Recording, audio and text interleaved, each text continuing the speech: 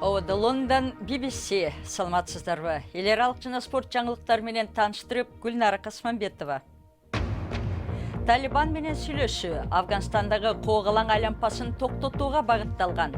Талибан өлкөнүн келечеги үчүн башкача идея сунуштоого даярбы? Чөлдөгү укмуш көрүнүш. Климат өзгөрүүсүнө байланыштуу Иракта саз жерлер жоголуп кетүү коркунучуна кептелди. Аватар робот жөнүндө уктуңуз беле? Япондор жасаган оригами киши өзү жете албаган жерге барып берет. Афганстанда бир катар чабуулда 30-дан ашуун киши каза тапты. Коопсуздук боюнча эксперттер Талибан АКШ менен сүйлөшүүдө кысым көрсөтүш үчүн кол салууларын күчөткөнүн айтууда. Өлкө 18 жылдан бери согуштан арыла элек. BBC менен эксклюзив маегинде Талибандын өкүлү согушкер топтун талаптары жөнүндө айтып берди. Дэвид Браттын баяндамасы. Оғанстан кылымдарга созулган согуш менен байланыштырылып келет. Соңку бир нече жуманын ичинде башкала Кабул менен Газни провинциясында эки чоң кол салуу болуп, ондогондор каза тапты. Талибан кыймылы чабуулду уюштурганын мойнуна алган. Башкала Кабулдагы жергиликтүү калк менен баарлашсаңыз, алар Оғанстандын саясий келечеги тууралуу сөз кылганда, талиптерди сөзсүз эске алуу керек экенин айтышат. Учурда талиптер аскердик аракеттерин улантып жатканы менен, Катарда америкалык расмийлер Талибан менен сүйлөшүү дагы жүргүзүүдө. Уюм келечекте Оғанстанды башкаргыдай күч экенин айтышууда. Капысынан Талибан кыймылы бизге телефон аркылуу байланышка чыгууга макул болушту.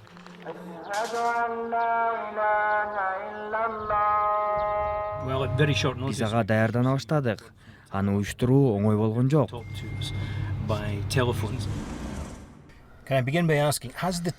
Руксат берсеңиз, биринчи суроом. Талибан кыймылы саясий позициясын өзгөртүп, Оған өкмөтү менен сүйлөшүү өткөрүүгө даярбы? سوال قسم است مجا سابقا مگه آیا موقف طالبان Мээримдүү, ырайымдуу Алланын аты менен. Талибан кыймылы өлкөдө тынчтык, коопсуздук жана туруктуулук орношун каалайт. Бирок тынчтык менен коопсуздуктун жолунда турган тоскоолдуктарды жок кылуу керек. Демек, сиз Оғанстандан чет өлкөлүк күчтөрдүн чыгып кетишин каалайсызбы? Албетте, эч бир мамлекет чет өлкөлүк аскерлердин өлкөсүндө жайгашканын каалабайт. Мындай абалда тынчтык орнойт деп эч ким күткөн жок. Талиптердин ичара араздашуусу дагы бар. Уюмдун токтоо көз караштагы өкүлдөрү радикал мүчөлөрүн нааразы кылууда. Ага карабастан, талиптер Оғанстанды башкарууда алардын ролу чоң экенин белгилеп келишет. Бирок Талибан өзгөрдүбү деген суроого азырынча жооп жок. Иракты суу кризиси тооруп турат. Былтыр өлкөдө саздардын 4-төн 1 гана бөлүгү калган. Саз жерлерди байырлаган 500 миллиондой арабтардын көбү көчүүгө мажбур болгон. Бул көрүнүш Ирактын калган жерлери да коркунучка кептелгенин эске салып турат. Бул чөлдөгү Ирактын керемети. Өлкөнүн эки чоң дарыясынан пайда болгон жай аккан суу. Айрымдар бул аймак мурдагы Эден бакчасы болгон жер деген имиштерге ишенишет деген кептер бар. Бирок Саддам Хусейн элдин өз бийлигине каршы көтөрүлүшүнөн кийин саздак жерди чөлгө айлантып салган. Саздактуу аймакка эл кайра көчүп келишкен, бирок жашоо татаал бойдон калууда. Тургундардын жашоосу саздак жерлерге көз каранды. Бирок соңку 10 жылда аймакты 3 жолу кургакчылык каптаган. Өткөн жылы саздак жердин аянты 4-төн 1-ге азайып кеткен. Бул буфало үчүн өлүмгө тете болгон. Эгер алар жашай албаса, анда эл да жашай албайт дегенге жатат.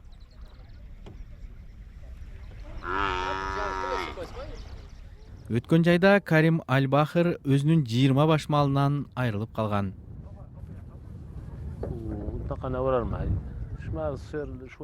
Суу толугу менен соолуп калды. Суу издеп бир жерден экинчи жерге көчүп жүрүүгө туура келди. Суулуу жай тапсак, алда кургап калат. Анан кайра көчүүгө туура келет.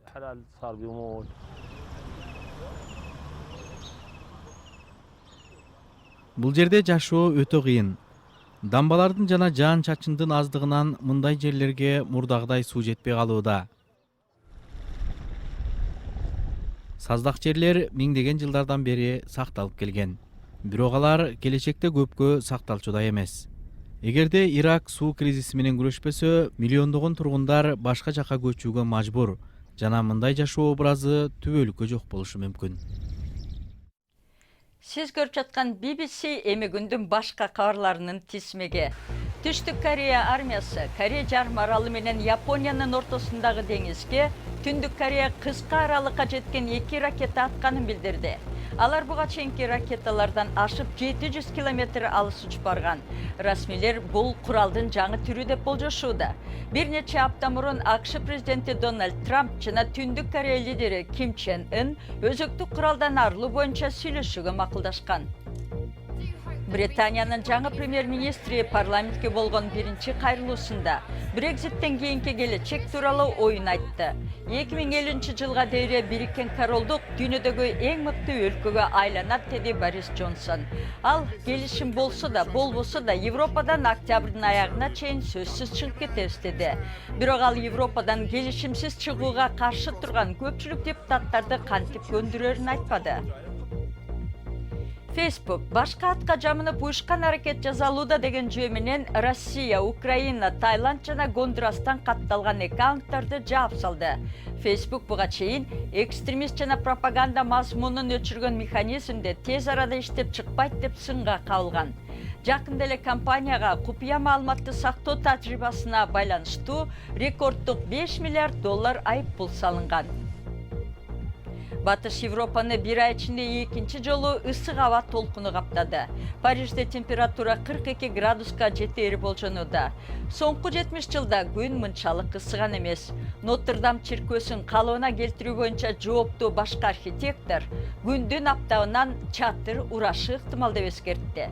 Кечээ Бельгия, Германия жана Нидерландда болуп көрбөгөндөй жогору температура катталды.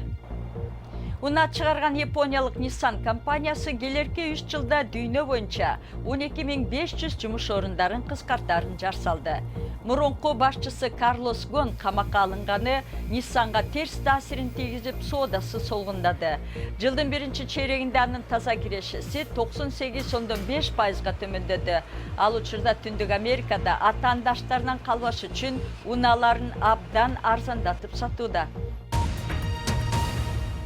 Ниссандын унаалары арзан бага Кыргызстанда сатылса болмок. Себеби экономика министрлиги сырттан келген автоунаага бажы салыгын 2025 жылга чейин өзгөртүүсүз калтыруу жолун карап жатат.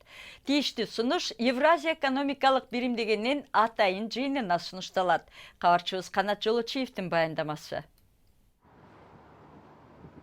Базарда жол тандабас унаанын баасы мурункуга караганда $2-3 миң кымбаттап калган.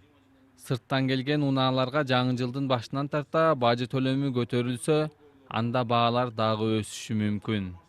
Таяқта бир аз кымбатыраат, конечно. Бул жак почти полсумма арзан болот да биякчы. Таяқта мисалы мен издеген машина таяқта 1,5 миллион, 1 миллион 200 ушундай турат. А бул жакта ошонун жарым ценасын аласың да. Только в чем только таяк российский номер, бияк кыргызский номер. Кыргызстанда 2015 жылдан бери Евразия экономикалык биримдигине кирбеген өлкөлөрдөн келген унаа үчүн бажы төлөмү жыл сайын өсүп келген. Сапаттуу унаа кымбат болуп, автопарк эскирип, жөнөкөй эл унаа сатып ала албай калган. Ошондуктан 2018 жылы бажы төлөмү кайра убактылуу төмөндөтүлгөн эле. Экономика министрлиги бажы төлөмүн жакынкы 5 жылга өзгөртүүсүз калтырууга аракет кылууда. Бул өзгөртүү ушул эле азыркы бизде болгон тарифти биз өзүбүз аныктайлы. 2025 жылдын 1-январына чейин бизге уруксат бергиле деп кайрылып атабыз. Ошо азыр ушу 5 мамлекеттин жетекчилери, вице-премьерлер деңгээлинде азыр жолугушуу болот. 8 августта Чолпон Ата шаарында. Эгер ошол жерде бул маселе көтөрүлөт, буйруса деп атабыз. Ошондо чечим кабылданат. Эгер бул отурумда чечим кабыл алынбай калса, уже сентябрь айында совет болот, ошондо каралат да. Экономика министрлигинин маалыматы боюнча Кыргызстанда электромобиль үчүн бажы салыгы толук жоюлган. Ал эми гибрид моторлуу унаага салык жеңилдетилген. Быйыл жыл башынан бери өлкөгө 23 электромобиль, 667 гибрид моторлуу унаа келген. Жылдын биринчи чейрегинде өлкөгө 10 миңден ашык унаа киргизилген. Автоунааларды көбүнчө АКШ менен Европа өлкөлөрүнөн сатып алышат. Японияда жумушчулар жетишпейт. Өкмөт маселени роботтардын жардамы менен чечүүгө багытталган. Айрым инженерлер кишинин ордун ээлетип койгондон көрө роботтор адамдарга жардам бериши керек деп эсептейт. Мисалы, киши өзү жете албаган жерге роботтор барып берсе болот. Орихиме дал ошондой ишке жарайт. BBC кабарчысы Стефани Хегарти Токиого барып Орихиме менен таанышты.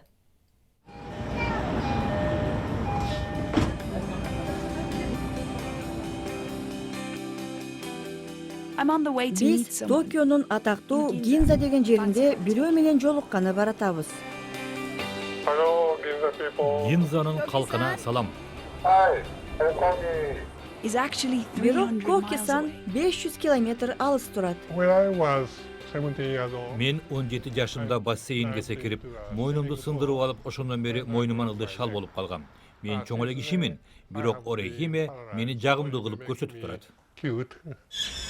Коки жана Орихиме болуп, жаңы унааларды көргөнү бардык. Бала кезимде мага супер унаалар абдан жакчу. Бул Феррари. Мен азыр анын ичине оңой эле отура алам. Ичинде башка мен отургандай сезилет. Денемдин эгизи десем болот. Орихиме болуп, каалаган жакка барып, көп нерсе жасай алам. Коки-сан пилоттук долбоорго катышып, Орихименин башка версиясын колдонуп, бир күн кафеде иштеген. Аватар эмне үчүн ушунча маанилүү? Адамдын эки денеси болсо эмне экен? Бизде эки көз, эки кулак, эки кол отубуз бар. Бирөөсү жараксыз болуп калса, башкасын колдонсо болот. Мен ошентем. Бирок албетте бир гана денебиз бар. Чынында мага жасалма акыл жакпайт. Биринчи орунда киши туруп, роботторго жардам бериши керек. Мен ар дайым ошондой ойдомун.